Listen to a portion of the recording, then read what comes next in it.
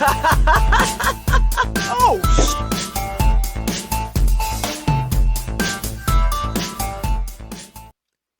Hi, friends, and welcome to this week's class of Dead Funny University. I am your host and fellow student, Kelsey. I haven't told you what we're studying yet, but this is our final class on Elder Scrolls, and we are specifically focusing on Skyrim. Cody is teaching us today, as he is an exceptional teacher and he knows a lot about this, and he's taken the time to create great content for us. And his gameplay is actually the gameplay that you will be seeing behind us later, but I have seen the request for me to play this, and that will entirely depend on whether or not Cody makes it sound like fun in this episode. So, oh Cody, how are you doing no. with the pressure? Well, so now the problem is I'm not sure. So this is a tricky one because Skyrim is a contentious addition to Elder Scrolls Ooh. in some ways. So there are going to be some negatives, but you know, All we'll games have negatives. That doesn't scare me too much. All right. Well, do you have a starting quiz for me, my friend? I do. I Let's hear it. do. So, question 1. What is Skyrim the home of? The Nords. Hey, look who's been paying attention. Who is Parthenax? Oh, God. Somebody asinine with that terrible name. I'm going to guess another chosen one. Maybe the leader of the Okay. rebellion. What is the Dovahkiin? Dovahkiin. Oh, definitely. No, wait. Those are people that. Those are the Nords, right? What they call themselves? I mean, that can be your answer. That's my answer, yeah. Okay. What is the background conflict of this game? Civil War. So, okay, I was gonna say not the main plot, but the background plot. And what are all the places you can play Skyrim? Like, where are all the different forms you can play it on? Oh, everything at this point, I think, except the Switch. But we anticipate it'll be coming out the next year or so. Okay, yeah, so we are talking about Skyrim. And to me, Skyrim is where Bethesda and these Elder Scrolls game really hit the mainstream. Like, obviously, like I said, Oblivion was wildly popular, won a ton of awards, sold a lot of copies, and it was beginning to become more of a household name. But bolstered by that success, Skyrim was insanely popular right from the get-go. So it was released on November 11th in 2011, and it sold 1 million copies in its first week. Holy Um crap.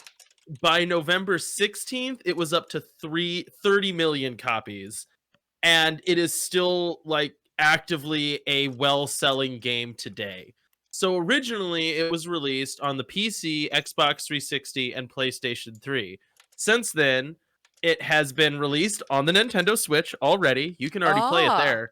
On the Xbox One and the PS4, there's a VR version of the game, which released on PC and I think on PlayStation 4 as well. And there is also an HD remake. This game is sold everywhere. You can never get away from it. It will always be following you. Skyrim will never die. They just keep selling Skyrim again. Why did they have to make an HD remake? It's like it's brand new. The graphics are, well, I guess at this point it's 9 Well, years it's old. So 9 what the years hell am I old. talking about? Yeah, and that's the thing that even when the HD remake, which it's been a few years now since the HD remake came out, that was my question too. Is I'm like, oh, why are they doing that? And actually, we're in a later section. We're going to talk about the HD remake was somewhat of a contentious thing with this game and the fan like community, and we'll talk about why later. But there are two versions of the game. There's like the original and the HD like remastered version. I think it had some mechanical changes as well and some updates, and it like rolled in all the DLC and stuff. You know, it's like a game of the year to edition as well. This also is a like game of the year winning game, like so I think like IGN game of the year, right?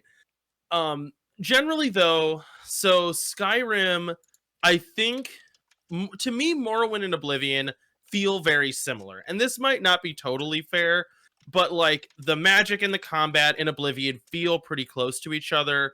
The leveling, having classes, all of that felt really similar. Um Skyrim feels like an almost entirely different game. Like obviously the setting is the same or, you know, contiguous, but the mechanics changed a great deal, specifically around leveling and around character creation. So in all of the games up to this point, you would choose a race and a class, just like you would do in Dungeons and Dragons, right? Mm-hmm. And leveling only happened when you did stuff for your class. So Oh. the way to think about that would be, if I am an archer, I am only going to level up my character if I shoot a bow. If I'm an archer and I start slinging spells or swinging a broadsword, I don't level my character any. I can get better at doing those things, but my actual character level does not increase unless I am doing my main skills. Skyrim Okay. did away with that. Now, what that means is, if you're trying to level up your character in Skyrim, the easiest way to do that is do everything. Because it takes, like, if you're great at using a sword and you have no idea how to use an axe, you can learn to use an axe a lot faster than you can get better at using a sword. Does that make sense? Yes, it does. So, what that means is that if you hit a certain point in the game, a lot of times the smart thing to do is be like, well, I've been a two-handed barbarian all this game. I'm going to totally switch that just to level up really quickly to like get more health and stamina, and then go back to using the weapons that I actually like. Um and also, the other thing that was added in Skyrim is, in Oblivion you just leveled up and got better at doing those things. Mm-hmm. In Skyrim now, when you leveled up, you got perk points you could spend to get like better abilities. So like, you could get a thing where when you aimed with a bow and arrow, it would slow down time, so it'd be easier to shoot stuff, or it would zoom a little bit, or your weapons would do more damage, or you'd have access to like new types of weapons. Or there was like spell combining. So then the other big difference to me with Skyrim is the game added it to where your hands were independent. Um, so, in Oblivion, you would ready your melee weapon and you just like take out your sword and shield and start chopping. Mm-hmm. And then if you wanted to do a spell, that was like a separate action. Okay. In Skyrim, you could put a spell in your left hand and a sword in your right hand and be like shooting fire and chopping things, or healing yourself and chopping things. Okay. So we Um, saw that mechanic in Dark Souls. I realize they're otherwise unrelated, but like yeah, yeah, okay. So I with other games that I've played with Magic, I feel like that's a pretty common thing where you have a weapon in one hand and a spell in the other. So is this again them trying to get a little bit closer to what other games on the market are doing? I think it was a streamlining effort. Like, Mm, I'm trying to think of what contemporary RPGs existed at the same time. Because like, if you think about, a game like World of Warcraft or something like, that's totally different the way spellcasting works in those games. mhm. Um, but I've seen it done multiple ways. But this felt like it was a lot less clunky and more convenient. Oh, okay.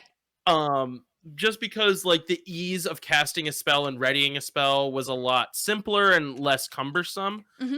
And the same thing with like using any combination of weapons felt very easy and fluid to do that. So I think they were just trying to streamline the whole process.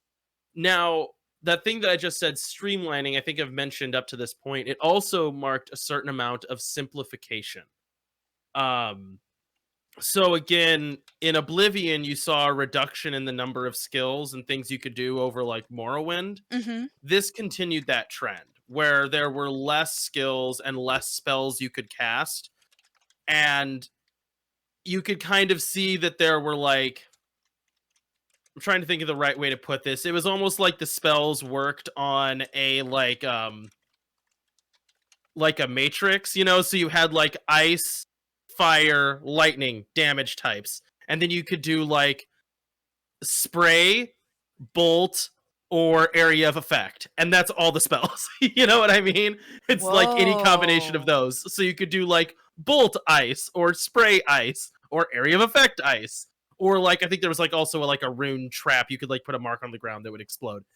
Um and that was different, and that reduced the number of spells Mhm. that you had between games like Oblivion or Morrowind. Like stuff in Morrowind where you could like cast levitate on yourself, or just cast I'm invisible now. Like, there was so much more you could do with the magic in Morrowind that was like almost game breaking and kind of messed up the game, but Yeah. that was part of the fun of it. And there was also like a whole system in Oblivion and Morrowind for like spell crafting where you could like make your own spells with like multiple effects and they could do different things. And a lot of that was reduced in Skyrim. Skyrim did add some new mechanics. A big one is marriage and romance is finally in the game now. So, you know, you can Oh, buy a house, you can get married, and when you get married, your husband or wife lives in your house and bakes food for you. It's nice. neat. Um, and but then they did still have like a decent amount, like you could craft weapons, which was kind of new. So you could craft your own weapons and armor and enhance them, but again, there was kind of a limited number of things you could craft. Mhm. um you could make potions and you could enchant your weapons, so you could make like a fire sword or whatever. And they also added mining to the game, so if you wanted to get like an ore to make your armor, you could like go up into the mountains, chop on an ore, get it. Great. um Another thing added for Skyrim was followers. So depending on like where you were in the story, you could meet people that you could like hire to follow you around. Or if you leveled up high enough in certain quest lines, you would like get an assistant who just runs around and ruins your life. Um their um, AI was notoriously buggy because anytime you crouched and wanted to sneak, they would like run in with a battle axe and then get killed. So there were downsides to them. okay, so it sounds like they wanted that to be a useful, like, fighting companion, and they were not. It Um, it was the just in general, Bethesda games are buggy. Like, and Skyrim, especially on release, was no exception. There's just like little things where it's like, if you like, there's giants in the game because it's very much modeled after like, it feels kind of like Game of Thrones. If a giant hits you with his club, you fly like 1,000 feet in the air and just die. It's like, why am I? How hard did he hit me? When did this become Looney Tunes? You know. Um, And another mechanic they added was shouts, which are like spells, but a different kind of spell that has no magic requirement. And we'll talk about those later on. Okay. Um, of course, since this is later, the graphics have gotten way better. And I mean, by now, if you play Skyrim now, like original Skyrim, Mhm. it looks kind of ugly. Like, Oh, really?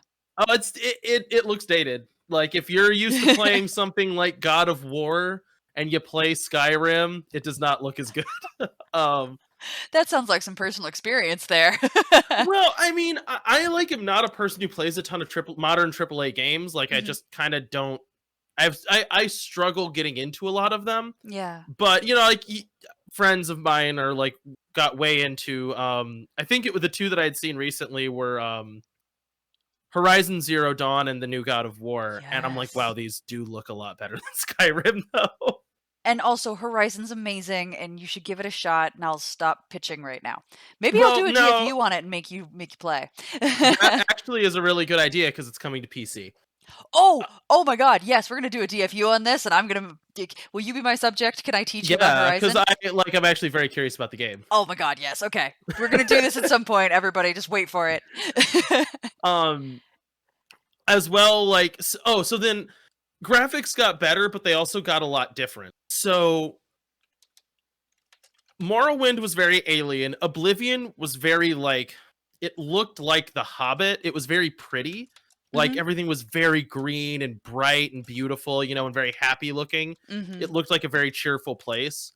And Morrowind was like dark and brooding and kind of miserable. You mean And that Skyrim does was point, dark, brooding, and miserable? yeah, and Okay. that does point to the story. Like this is kind of tracking the rise and fall of the Empire. And by the time, like in Oblivion, the Empire was weakened by the events of like Oblivion Gates opening up and there being attacks all over the place, and the Mhm. Emperor gets assassinated, and his like weird son that no one cares about also dies in the course of that game. And it's just like they just kind of keep dropping, you know, like and now this is 200 years later, and that's like canonically how far is in between Oblivion and Skyrim. And the Empire has declined even further, so there's a lot of decay and like broken stuff everywhere. Mhm. So it is a darker game, and just the ambiance of the game is a lot more bleak, a lot more gray. um, Yeah. This was in the high point of where they just made every game gray. I don't know if you remember that. Um, Oh like god, yeah. I know if exactly you what you're look talking back at about. like Gears of War, it's just like everything was grayscaled everywhere. Yeah, that they started doing that in films too around that same time. Like all media was like, "Look, black and white is edgy," and then Yeah. we had to return back to color and be like, "Nah, we got cones in our eyes. Let's use them, guys." Yeah, it's like gritty realism kind of got taken too far, and Yeah. yeah, that was Skyrim for sure. Was kind of like the it's gonna be everything's dirty and gritty and gray, and like you can't have a bright color. Like in Skyrim, your freaking character could have hair that was like neon green and fiery pink eyes, and in Skyrim you get to choose between various colors of brown. So yeah.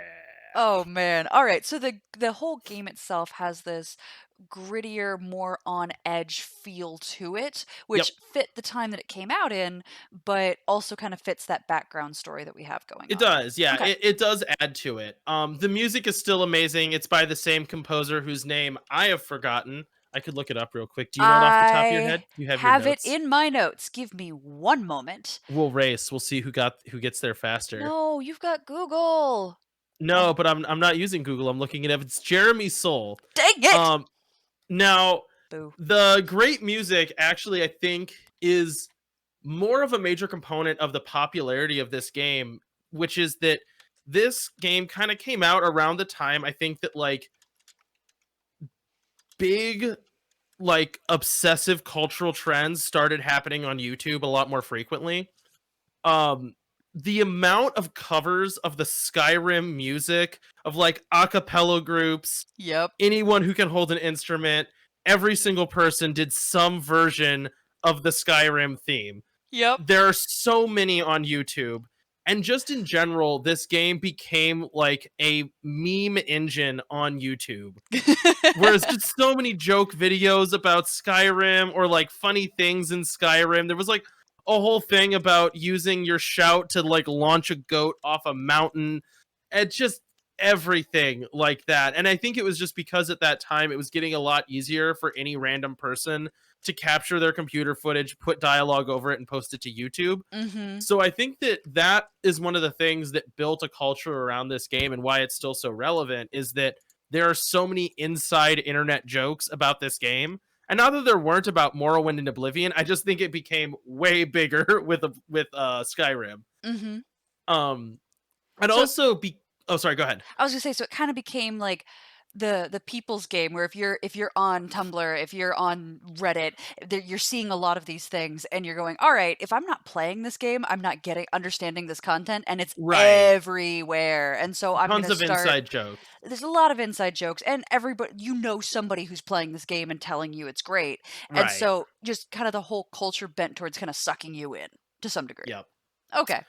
Like I don't know if you've like heard like the phrase "fusroda." It's like the thing that like you shout and it makes something go flying. But that is like there was like a Key and Peele sketch about that. You know what I mean? It was like Yeah. mainline Comedy Central was doing jokes about this.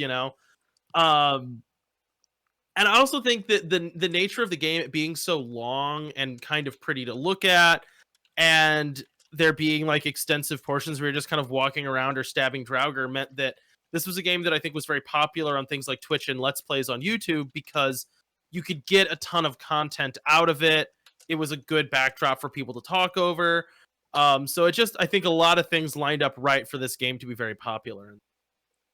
Um, Now you mentioned it kind of being like a people's game. That's extremely true from the modding community. Mm-hmm. So like Morrowind, like Oblivion, Skyrim, huge, crazy huge modding community. Like replacing dragons with Thomas the Tank Engine to like crazy romance mods to these survival mods that would make it so you could freeze to death.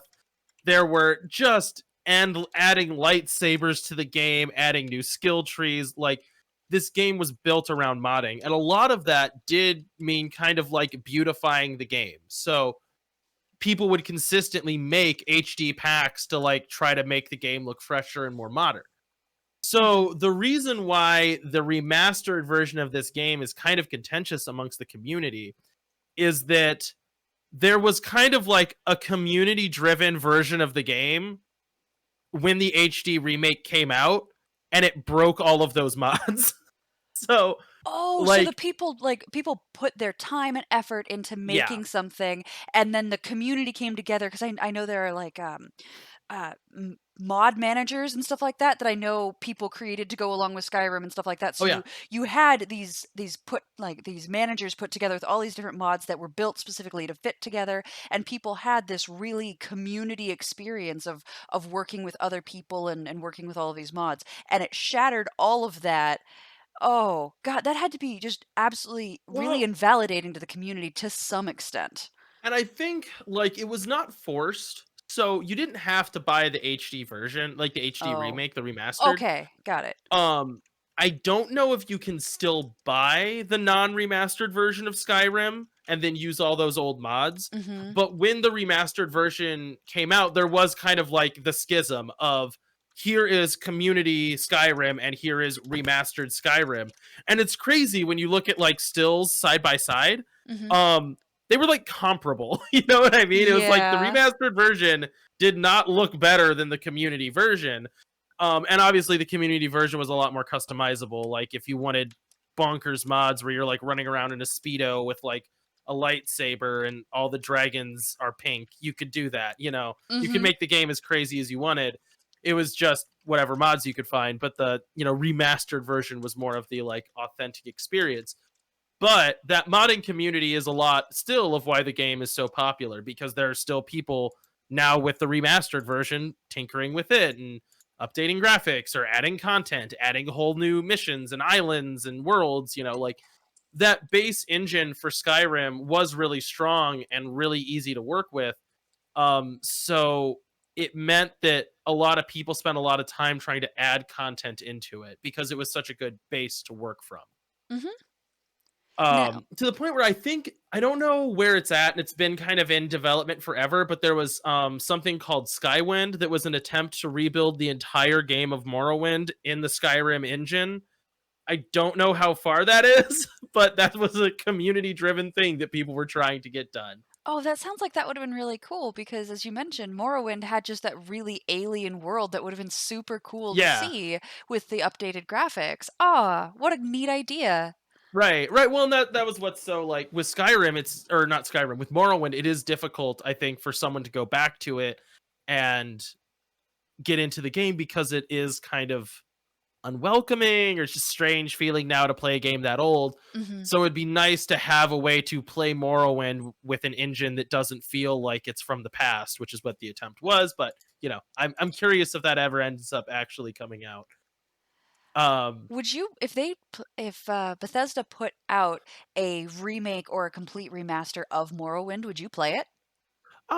Probably it would depend on, and like I would be surprised if they did that. Mhm. Just because I think that they would want to incorporate Morrowind into later games. So like there's Elder Scrolls Online and there is a Morrowind section of that where you can go back to Morrowind. Mm. It's kind of a different Morrowind, like it's similar architecture and I think somewhat similar places, but it's not like the same game. It's like Morrowind 500 years in the future Yeah. after a volcano has exploded. Like a very Oh, different Morrowind. that's gotta be a little bit unsatisfying to people like you who love that game.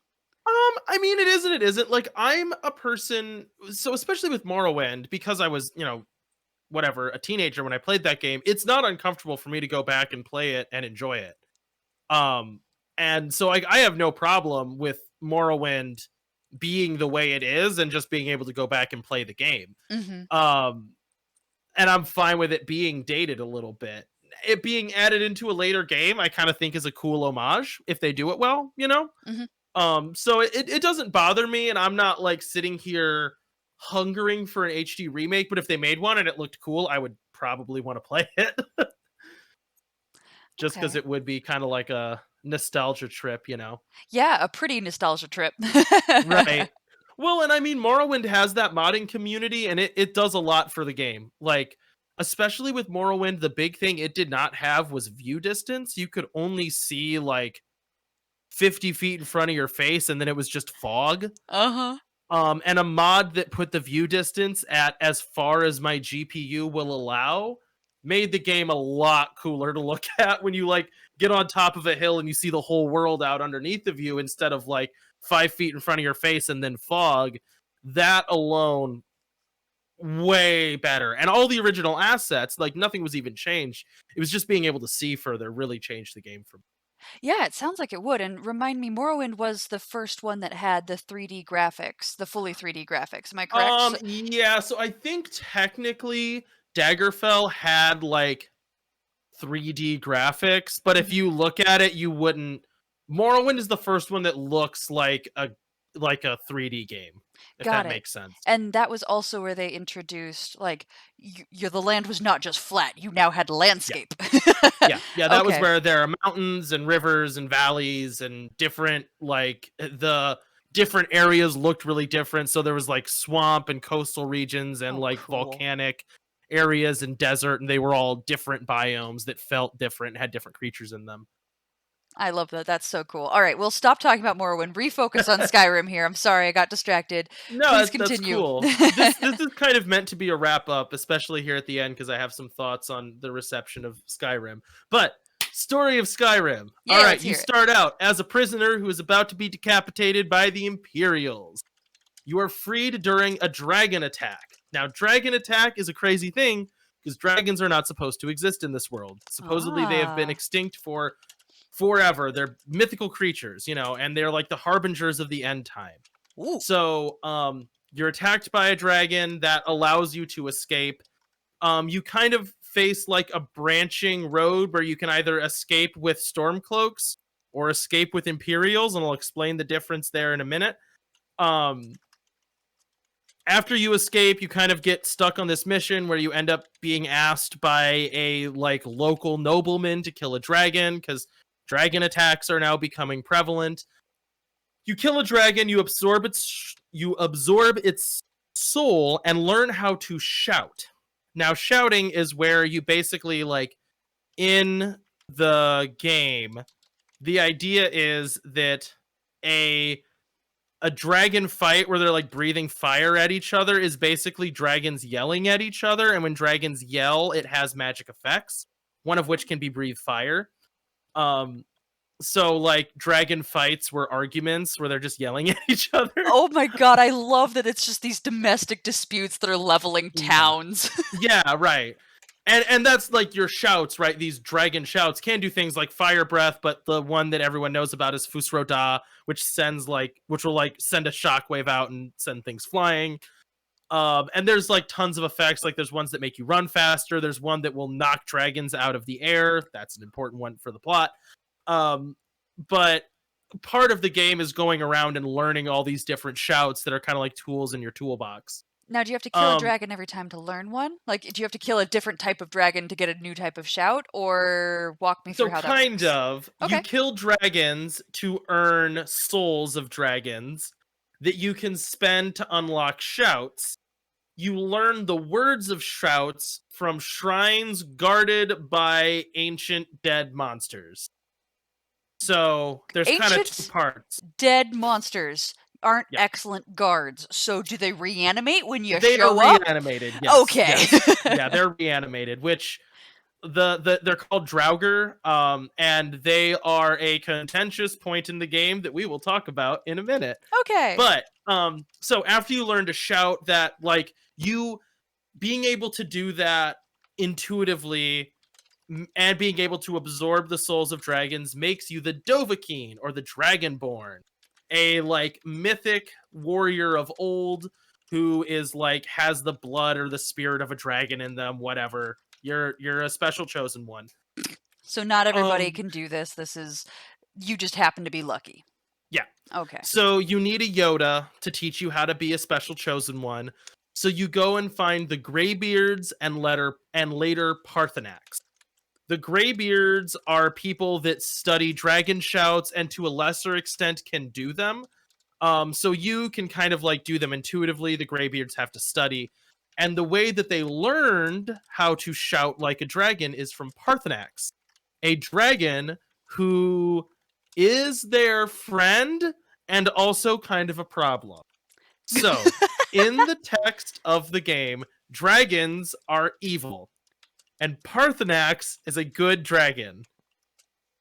The kind of fun moral thing with him is like his line is it better to be born good or overcome evil through great effort? I think is the exact quote or something like that. So basically he was like a monster, right? And then over time became a good dragon who tries to help.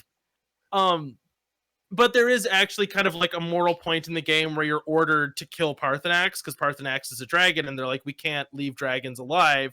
They kill people, which all of them do except Parthenax. So that's actually like a moral decision that you get to make is do you leave Parthenax alive or do you kill him?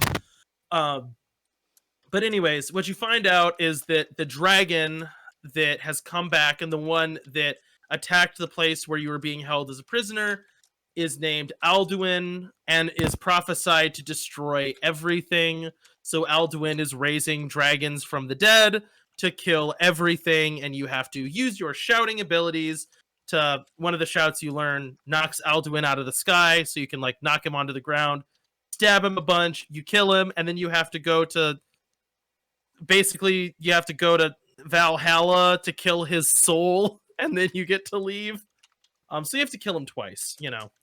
It's called Sovngarde, which is, you know, this is a very Norse-inspired game, so Sovngarde equals Valhalla.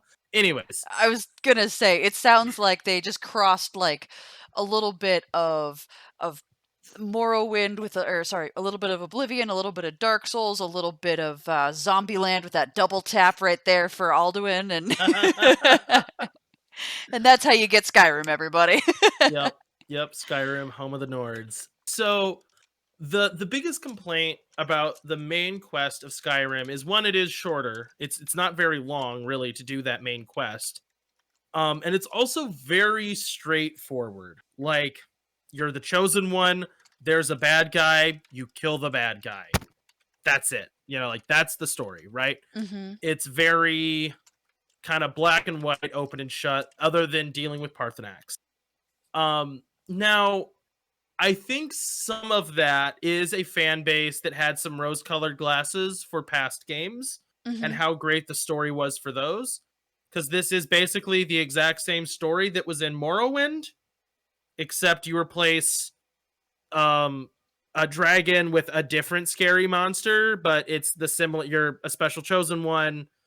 You go on a quest, you kill the big bad, you know. Oblivion was more different because you weren't the chosen one. You were helping the chosen one, like, kill the monster. Oh, yeah, that's right, yeah.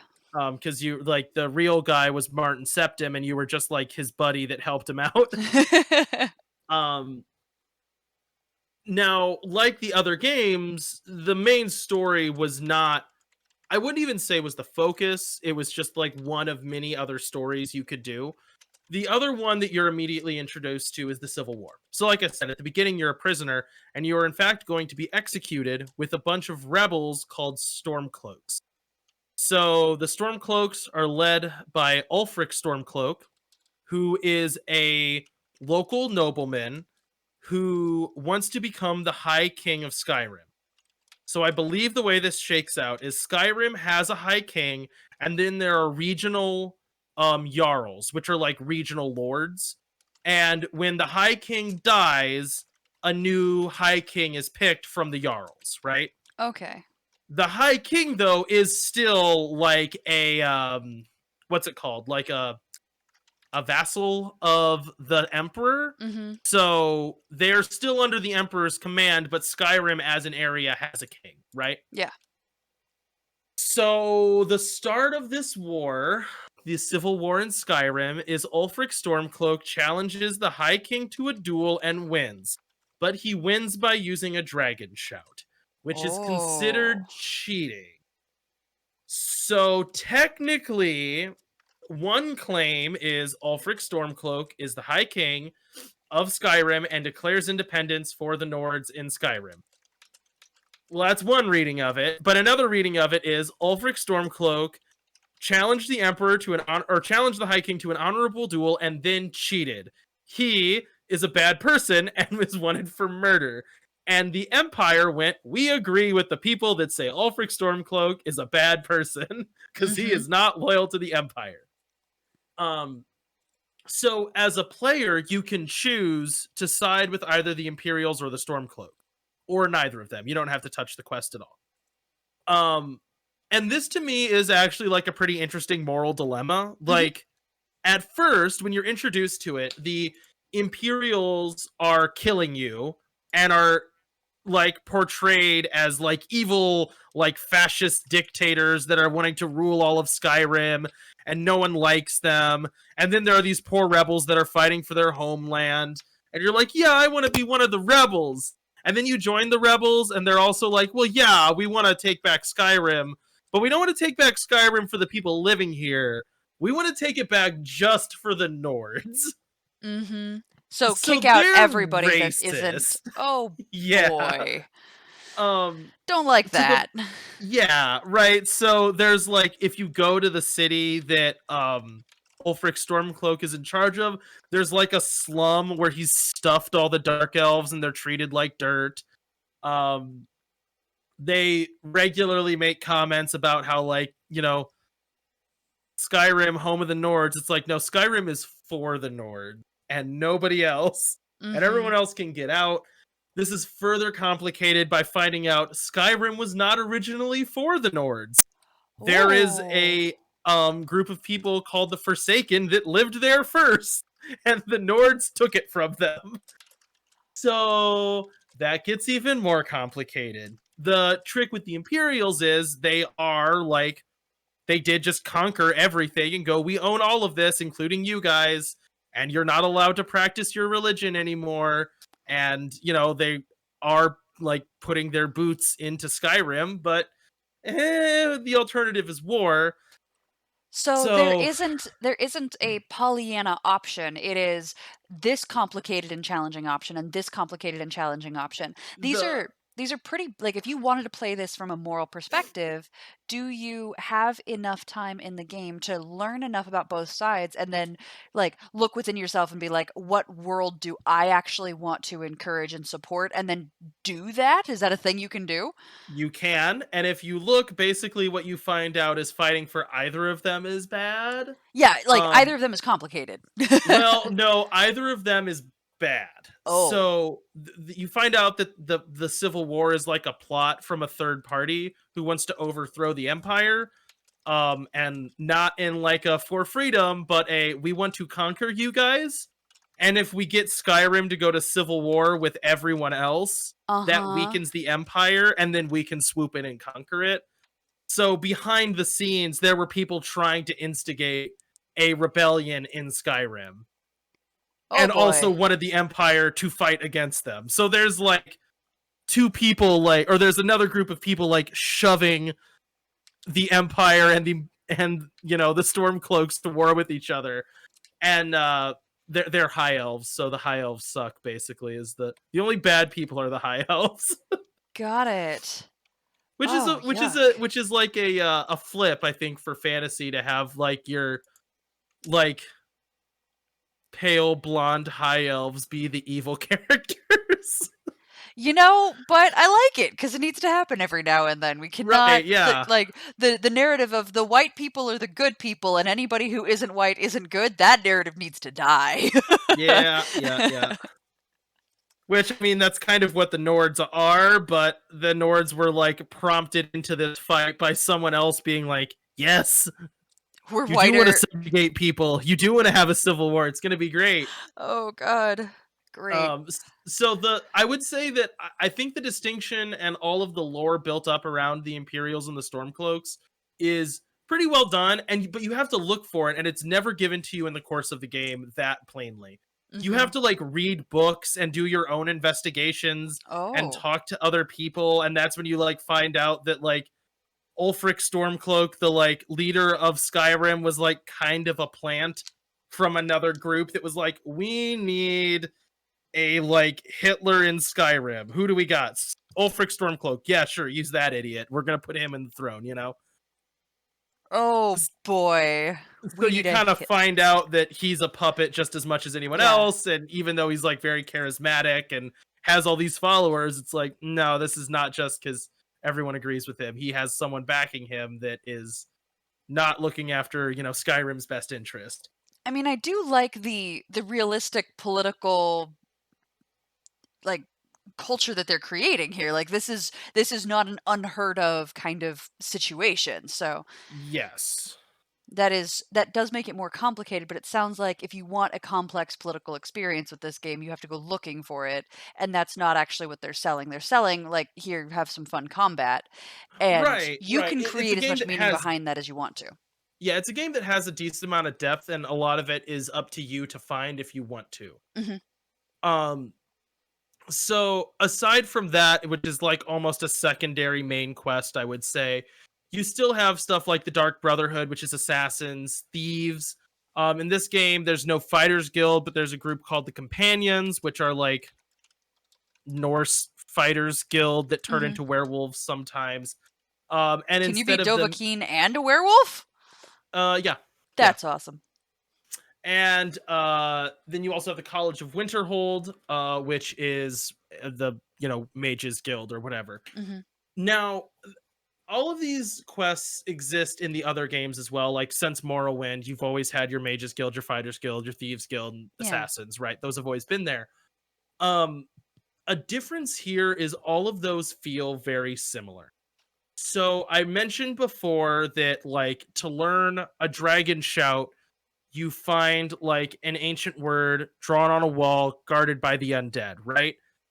The thing is, basically every quest you do for anybody is you go into a cave guarded by the undead and find a thing that they're guarding, and those undead are always Draugr, and they're always the same Draugr, and the Ugh. caves all look the same. So this is So really repetitive. it gets very repetitive, and a Oh. lot of the quests between like the College of Winterhold and the Companions, those quests should feel totally different, and they really don't, because in both of them you kind of and like you are encouraged to use magic if you're doing the College of Winterhold, but you really don't have to. You could beat most of those quests with an axe, and just axe your way through all of it. Um Huh. so they're a lot more samey and a lot safer and a lot less like kind of goofy. Like some of the quests in Morrowind and Skyrim or Morrowind and Oblivion had a much bigger sense of humor and a lot more levity to them. These are all very much just like go in the hole, find the magic rock, here's an Mhm. axe. Okay, so it sounds like in the simplification that you mentioned earlier in the spells and the armor and all of that, like, simplification, it really is setting you up for a an experience that didn't require as much dev time. They didn't go, "Oh, hey, you have to figure out if you're in this magic group specializes in levitation, so you have to get through these quests to, like, move forward with this using levitation, and nobody else but this group could do it." It sounds like they really cut down the dev time to create these very different experiences for the different types of classes, while at the same time not really rewarding you. I don't know how to say this, for sticking to a class. They actually are rewarding you to actually reach out and do everything. Yeah, so definitely the mechanic encourages you to do like you can have a character that is just amazing at everything. Mhm. Um and like even that itself is a joke where like everyone just becomes a stealth archer is like a meme about the game, which is Yeah. also not an untrue thing about the game. But that kind of thing where you're not a pigeonholed type of character, I think a lot of people have complained about that having a certain like loss of identity within the game, Yeah. where you're not really anything, you're just like a nebulous blob that can do whatever. Uh-huh. Which I don't think is untrue, but it can also mean that you can customize a character yourself on the fly instead of at the very beginning of the game deciding I never want to cast a spell, and midway through you might want to start casting spells. It's a lot easier to do that in Skyrim, whereas in Oblivion that would be kind of a difficult chore to get to where you're like a really great spellcaster if you started the game as an archer. And you can't complain about the game consistently, like, for years and years and years, the different games that they put out go, "Ah, you're you're pigeonholing me," and then they take away the pigeonhole, and now I don't know who I am. Like, Yeah. you got what you asked for, and I'm sorry you don't like it. Well, and you got something that was a lot more approachable for a lot wider range of people. Mhm. Like you couldn't screw up your leveling in Skyrim, just start doing something else and the game will still work. And it was also like Oblivion was a more difficult game and so was Morrowind. Skyrim does have like a lower difficulty curve on it, which I don't think is even a bad thing. Like I think it kind of encourages you to just kind of get through the story and um it's more casual, but I don't mean that in a negative way. Like Yeah. not every game needs to be like a stress-inducing challenge. Sometimes you just want to hang out in Skyrim and have fun, and Yeah. that's a valuable experience.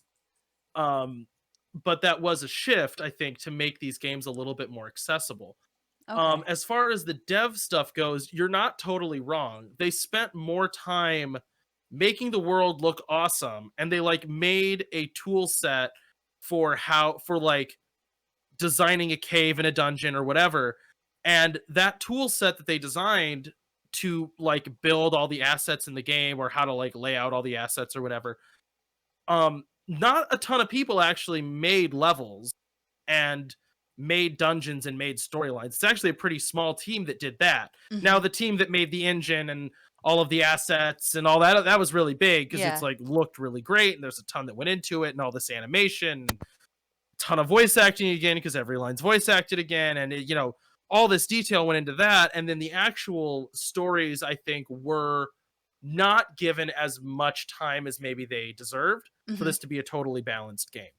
I think it looked better at like your first 3, 4, maybe even 10 hours in the game. You're going to be like, this game is awesome. Everything looks amazing. But then you're going to go and you're going to start finding like kind of carbon copies of stuff you've already seen before Yeah. and really similar things. Or like you see this really cool puzzle and it's like, oh, this is a really neat puzzle. This is a clever idea. And then you see that puzzle used a bunch more times. You're like, wait, did they only have one puzzle? Like, oh, okay, cool. Um, and even when you're in like some more esoteric parts of the game, you can still see a lot of reused assets, Mhm. which is not necessarily a terrible thing. Like every game does that to Yeah. some extent, but I think that was more true with Skyrim because of the scope of the project. They kind of had to simplify and streamline. Okay. Uh, um, Now that being said, I do think a lot of the because there isn't like a terribly huge like hate culture around Skyrim, but it's not there. Like a Mhm. lot of Elder Scrolls fans are like, no, Skyrim is not the direction we want this game to go in. Mhm. And I think a lot of that is kind of blind nostalgia classes just going, we want an old school RPG, and I'm like, we have a freaking only a few people do, and they have to sell games. Yeah. Like and that to me is what it is with Skyrim. Is it's a game that is feels modern, feels like anyone can play, and I think that aggravates certain parts of the fan base.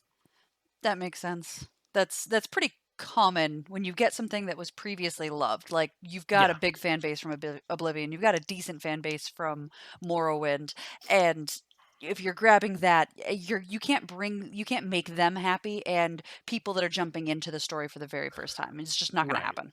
Right. I think that's absolutely true. It's always difficult when something suddenly becomes mainstream. You're always going to have fans that resent it. Yeah. I mean, that happened with World of Warcraft.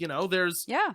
and they've re-released the original vanilla version of World of Warcraft because there was a group of people that are like, we this isn't really World of Warcraft anymore, and we actually still want to play old World of Warcraft.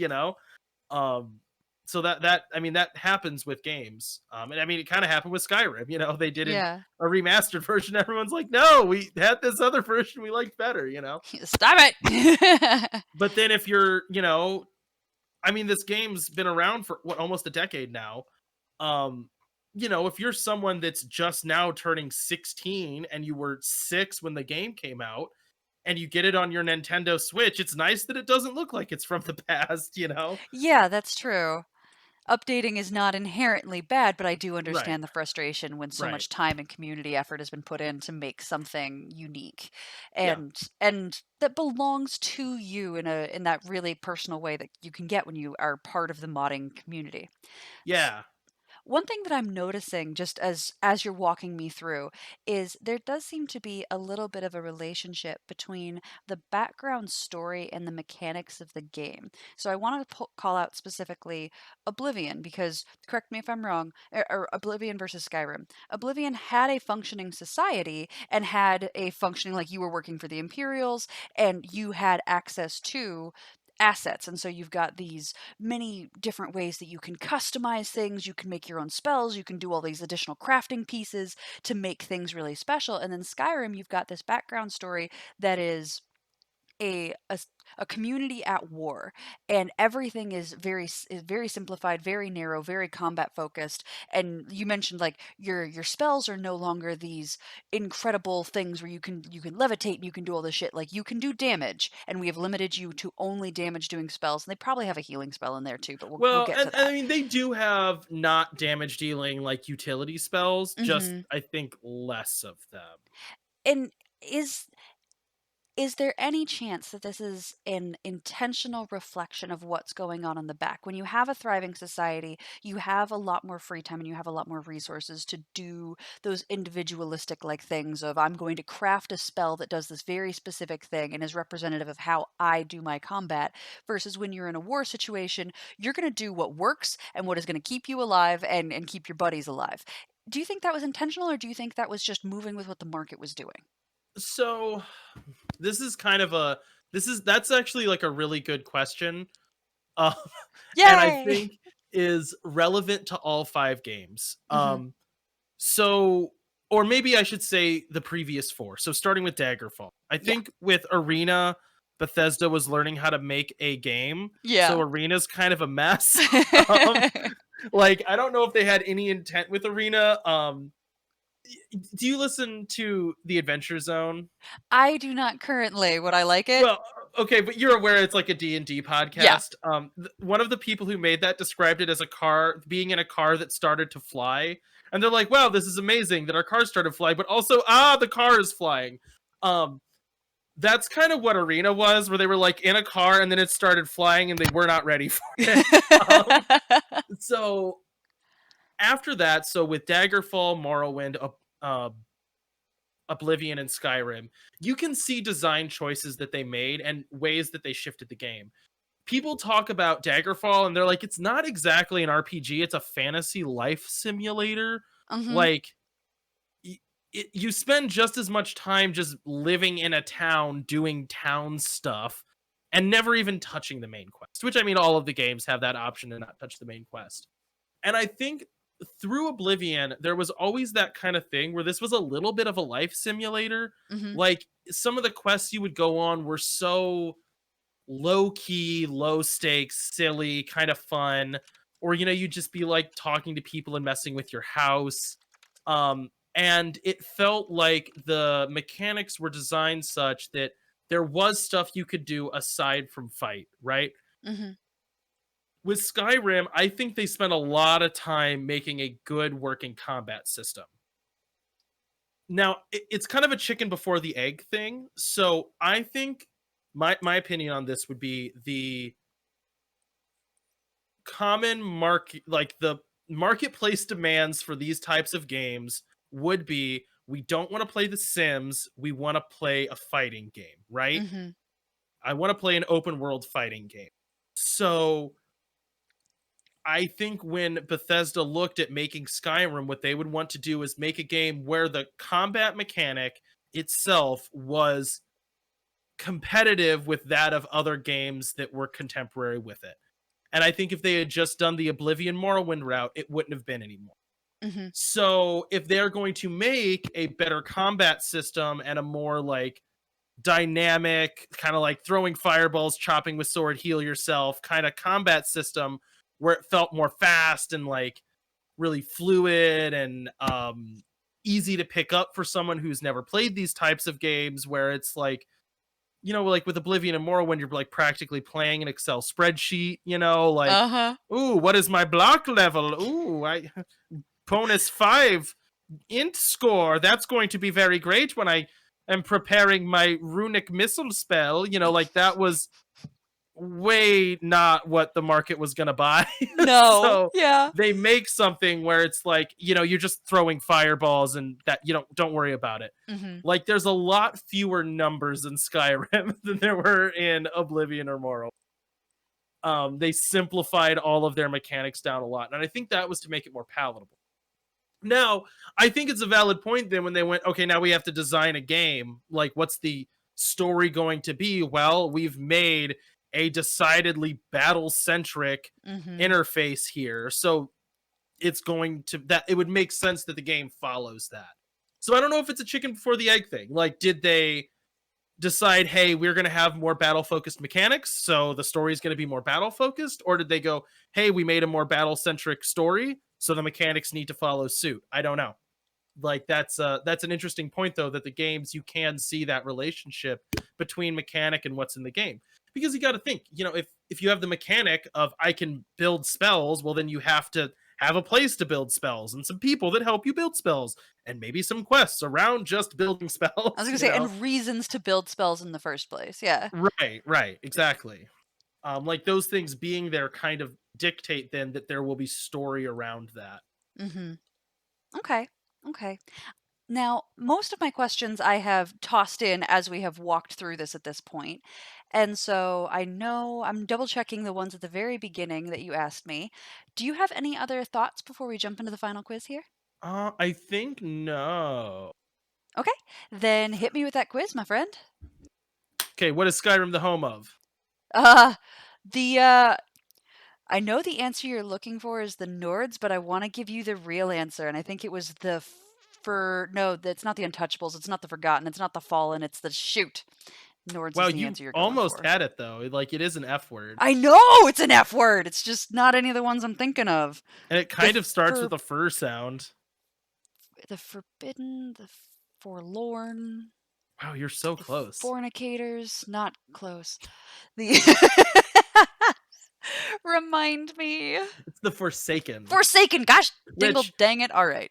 I doubt that they call themselves the Forsaken. I think they're called the Forsaken because they're like living on the outskirts of towns and Yeah. angry that their land was taken. They're unhappy. Yeah. Who is Parthenax? Parthenax is a good dragon that teaches you and other people nice things and doesn't kill anybody anymore. Yup. Who is the Dovahkiin, or what is the Dovahkiin? The Dovahkiin is it's you. It's the MacGuffin that you get to be because you have to do this special thing that nobody else can do. What is that special thing? Oh, you're the one who can absorb the souls of dragons and then shout things at them. You might be able to say you are Dragonborn. That's it. Yep, Dragonborn. Sorry. What is the background conflict of the game? Civil War. And what consoles is it on currently? On currently, okay. Man, I tried. Okay, so PC, Xbox 360, PS3, Xbox One, PS4, VR, Switch, and I think that's it. That's it. That's Yeah. it. You got it. Okay. What are you at the start of the game? You're a prisoner who's about to be executed. Yep. How long after Oblivion does this game take place? Oh god, I think you said it was like 500 years or something. Well, I said it was 200 years, but yeah. you know. All right. Well, I wasn't Who is the antagonist of this game? The antagonist, well, that is a multi-layered question. I think the one you're looking for me is Ulfric Stormcloak, but I think you could also talk about the High Elves, the Imperials? Or perhaps Alduin, the dragon hell-bent on killing all Oh, life. yeah, that one. That guy, too. Sure. He's on here. We spent too much time talking about the Civil War, but behind all that, there is a dragon bringing about the apocalypse. I mean, I guess, yeah, he's probably a big deal. We should probably acknowledge that. Who are the Stormcloaks? The Stormcloaks are the rebels. They are typically Nords that want Skyrim for the Nords only. I think that in the context of the game, right, you can be whoever, so you can be any race, any gender, whatever. I believe if you are not a Nord and you play Skyrim, you can join the Stormcloaks still. I think you are probably the only non-Nord Stormcloak. So you can be a Dark Elf, and they're just like, nah, he's the Dovahkiin, so we're going to pretend that he's a Nord, and he's our special one that we get to keep, and therefore say we aren't racist. Yup. And why do people say Skyrim is worse than previous titles? This is a open question. Okay. So it had the really gritty graphics that maybe didn't show it off particularly well. It's got a more simplified story. It's got more simplified mechanics behind the story as well.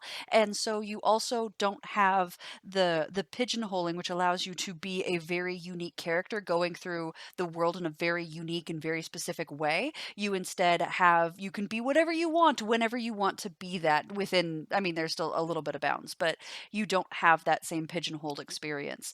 And so, given that the experiential shift was so different from the previous ones and the story was not nearly as dramatic or fleshed out, that led people to feel a little bit disappointed.